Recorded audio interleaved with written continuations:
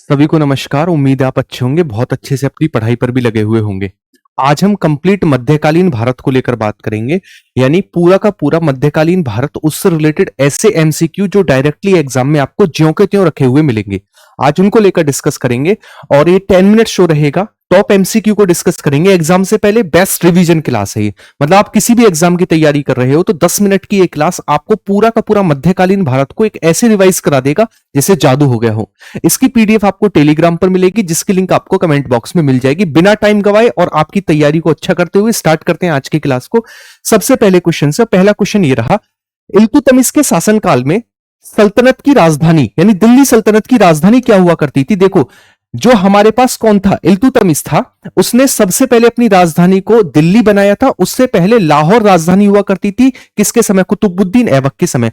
वही कुतुबुद्दीन ऐबक जिसने 1206 में किसकी, मामलुक वंश या फिर गुलाम वंश की नींव रखी थी, जो कि गौरी का एक गुलाम था और इल्तुतमिश इसका गुलाम था। इसीलिए इल्तुतमिश को कहा जाता गुलामों का गुलाम। इसी की बेटी रजिया सुल्ताना थी, जो कि दिल्ली की प्रथम महिला शासिका भी कही जाती है। तो आप याद रखेंगे कि ये इसने सबसे पहले दिल्ली को कैपिटल बनाया था, जबकि कुतुबुद्दीन ऐबक के समय जिसने कुतुब मीनार का निर्माण कराया था बख्तियार काकी की याद में अपने गुरु, वो जो है उसकी राजधानी लाहौर हुआ करती थी। निम्नलिखित में से किसने अपनी अदालत या फिर दरबार में सिजदा और पोबोस की प्रथा शुरू की? सिजदा और पोबोस जो है बलबन के द्वारा स्टार्ट किया गया था और इसको खत्म करने का काम शाहजहां के द्वारा किया गया था। नेक्स्ट अगला क्वेश्चन है, देश के बीच का समय भारतीय इतिहास में दिल्ली सल्तनत के रूप में जाना जाता है। तो 1206 से लेकर 1526, और 1526 में क्या होता है, बाबर का आक्रमण होता है और बाबर जो है स्थापना करता है किसकी, मुगल काल की। तो दिल्ली सल्तनत यानी इसका एंड हो जाता है और 1206 में इसकी स्टार्टिंग मामलुक वंश के रूप में कुतुबुद्दीन ऐबक के द्वारा की गई। अगला क्वेश्चन हमारे पास है, चंगेज खान के अधीन मंगोलों ने किसके शासनकाल में भारत पर आक्रमण किया था? तो यह था इल्तुतमिश, जिसके शासनकाल में आक्रमण किया गया था मंगोलों ने, जो कि चंगेज खान का आक्रमण था। अगला क्वेश्चन है हमारे पास, पोलो या चौगान खेलते समय किसकी डेथ हुई थी? तो आप याद रखेंगे पोलो या फिर चौगान खेलते समय कुतुबुद्दीन ऐबक की डेथ हुई थी और इसी ने कुतुब मीनार का निर्माण कराया और इसने 2.5 दिन के झोंपड़े का भी निर्माण कराया था, याद रखेंगे। अगला क्वेश्चन लेते हैं नेक्स्ट, भारतीय इतिहास में प्रथम महिला शासिका कौन थी? तो मैंने आपको बताया था इसका नाम था रजिया सुल्ताना, जो कि इल्तुतमिश की बेटी थी।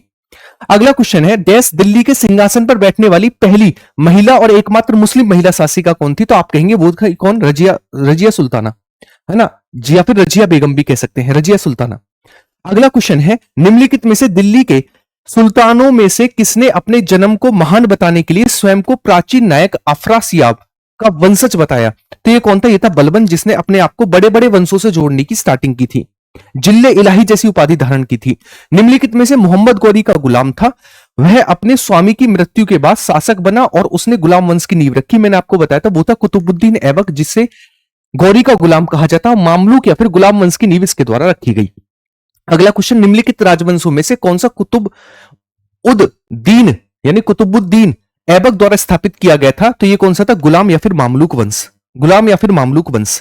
भारत पर शासन करने वाला पहला मुस्लिम राजवंश कौन सा था? तो सीधी सी बात है, कौन था, गुलाम वंश था। कौन था, गुलाम वंश। नेक्स्ट, मध्यकालीन भारतीय शासकों में से किसने अपनी बाजार नियंत्रण प्रणाली को लेकर आया? तो सबसे ज्यादा मंगोल आक्रमण भी इसके समय हुए और बलबन ने इसके आक्रमणों को दबाया भी था, याद रखेंगे। अलाउद्दीन खिलजी इसका नाम था। अगला क्वेश्चन हमारे पास है, अलाउद्दीन खिलजी के शासनकाल में निम्नलिखित में से राज्यपाल कौन हुआ करता था? राज्यपाल कौन हुआ करता था? गयासुद्दीन तुगलक इसके समय पर राज्यपाल हुआ करता था, जो इसके मंगोलों के आक्रमण को दबाया भी करता था। पहला मुस्लिम शासक कौन था जिसने साम्राज्य भारत के सुदूर दक्षिण में अपना राज्य स्थापित किया, यानी सुदूर दक्षिण तक अपना राज्य को फैलाया? यह था हमारे पास अलाउद्दीन खिलजी। कौन था? अलाउद्दीन खिलजी था, जिसने दक्षिण में भी अभियान किए देवगिरी तक। गुजरात के बाघेला राजवंश का वह अंतिम शासक कौन था जिसने हार के बाद अलाउद्दीन खिलजी को राज्य दे दिया? इनका नाम था करण देव। क्या नाम था? करण देव था, जिन्होंने अपना राज्य दे दिया था। दिल्ली का दूसरा शहर सीरी द्वारा बसाया गया था। सीरी किसके द्वारा बसाया गया था? अलाउद्दीन खिलजी के द्वारा सीरी बसाया गया था। अगला क्वेश्चन है, दिल्ली सल्तनत के किस सुल्तान ने पहली बार मंगोल क्षेत्रों को अधिकार में लेने की योजना बनाई थी? मंगोल क्षेत्रों को अधिकार में लेने की योजना जो है किसके द्वारा बनाई गई थी? वो था मोहम्मद तुगलक। मोहम्मद तुगलक के द्वारा या फिर मोहम्मद बिन तुगलक के द्वारा, एमबीटी, जिसे मनियारों का राजकुमार और दिल्ली सल्तनत का सबसे पढ़ा शासक भी कहा जाता है। फतेहाबाद जिले के नाम की व्युत्पत्ति 14वीं शताब्दी के द्वारा स्थापित नामस्त्रोतीय मुख्यालय शहर से हुई। जिसने इसका नाम अपने बेटे फतेह खान के नाम पर रखा।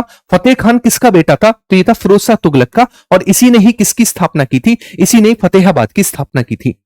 नेक्स्ट, मध्यकाल में भारत आने वाले विदेशी यात्री इब्न बतूता आया था। इब्न बतूता मोहम्मद बिन तुगलक के समय पर आया था। रहेला इसकी पुस्तक थी, और ये मोरक्को से आया था, जो कि अफ्रीका कॉन्टिनेंट का शहर है।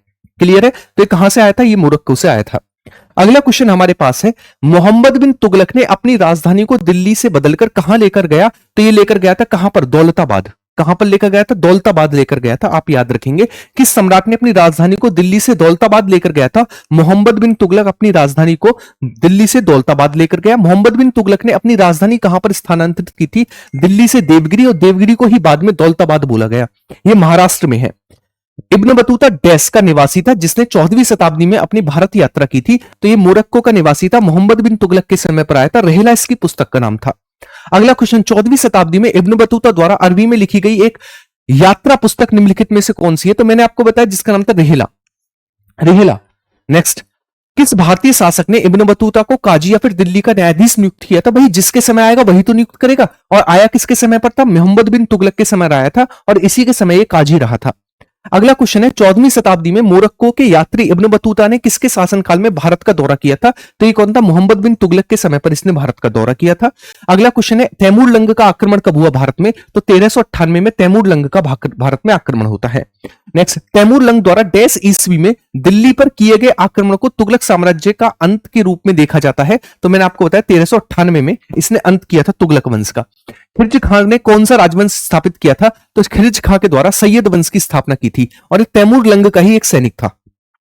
सैयद राजवंश की स्थापना किसने की थी? तो खिलजी खां के द्वारा सैयद वंश की स्थापना की थी, खिलजी खां के द्वारा।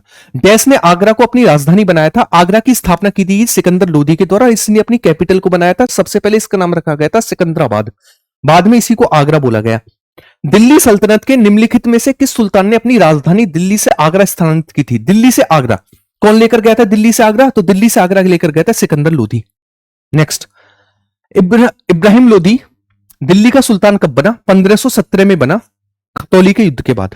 अगला, दिल्ली सल्तनत की राजभाषा क्या हुआ करती थी? फारसी। दिल्ली सल्तनत की राजभाषा हुआ करती थी फारसी। मुगलों की भी फारसी थी। दीवाने अमीर कोही के नाम से जाने जाने वाला एक कृषि विभाग की स्थापना किसके द्वारा की गई? मोहम्मद बिन तुगलक के द्वारा कृषि विभाग की स्थापना की गई, दीवाने अमीर कोही। तुगलक के निम्नलिखित में से किस सुल्तान ने चांदी की बजाय तांबे के सिक्के जारी किए थे? तो ये कौन था? सांकेतिक मुद्रा मोहम्मद बिन तुगलक के द्वारा जारी की गई सांकेतिक मुद्रा। चांदी का सिक्का टंका किसने लॉन्च किया था? तो टंका जो है ये इल्तुतमिश के द्वारा लॉन्च किया गया था, टंका। नेक्स्ट, टंका और जीतल। दिल्ली सल्तनत में राज्य और प्रशासन के संदर्भ में मुक्ति क्या हुआ करती थी? तो मुक्ति एक तरीके से भूमि अभी हस्तांतरण, जिसे इक्ता कहा जाता था, का धारक क्या कहलाता था? मुक्ति, है ना, भूमि जो दान में दी जाती थी। इल्तुतमिश के शासनकाल में सैन्य सेवा के लिए विशेष दास खरीदे जाते थे, जिन्हें डैश कहा जाता था। इन्हें कहा जाता था बंदगान। क्या कहा जाता था? बंदगान इन्हें कहा जाता था। दिल्ली में कुतुब उल इस्लाम मस्जिद के दक्षिणी प्रवेश द्वार अलाई दरवाजे का निर्माण किसने कराया? अलाई दरवाजा अलाउद्दीन खिलजी। तो किसके द्वारा कराया गया था? अलाउद्दीन खिलजी के द्वारा अलाई दरवाजे का निर्माण कराया गया। नेक्स्ट क्वेश्चन, भारतीय वास्तुकला में सुर्खी की शुरुआत किसके द्वारा की गई? ये आपके लिए होमवर्क का क्वेश्चन है, चलिएगा आप बता ही दीजिए। सुर्खी की शुरुआत जो है दिल्ली सल्तनत के राजाओं के द्वारा की गई थी, सुर्खी। निम्नलिखित में से कौन सी 73 मीटर की ऊंचाई के साथ दुनिया की सबसे ऊंची मलबे की चिनाई वाली मीनार है? मलबे की चिनाई वाली मीनार है, तो आप याद रखेंगे इसका नाम है कुतुब मीनार, जिसका निर्माण स्टार्ट कराया था बख्तियार काकी की याद में कुतुबुद्दीन ऐबक ने। इल्तुतमिश ने निर्माण पूरा कराया था। कुतुब मीनार डैश में स्थित है, तो कुतुब मीनार दिल्ली में देखने को मिलती है, ये भी आप याद रखेंगे। किस विश्व धरोहर स्थल में इल्तुतमिश का मकबरा है? तो इसी कुतुब मीनार में इल्तुतमिश का भी मकबरा है, इसी कुतुब मीनार में। नेक्स्ट, हौज ए सुल्तानी एक क्या है? एक बहुत बड़ा जलाशय है जिसे कहते हैं हौज ए सुल्तानी।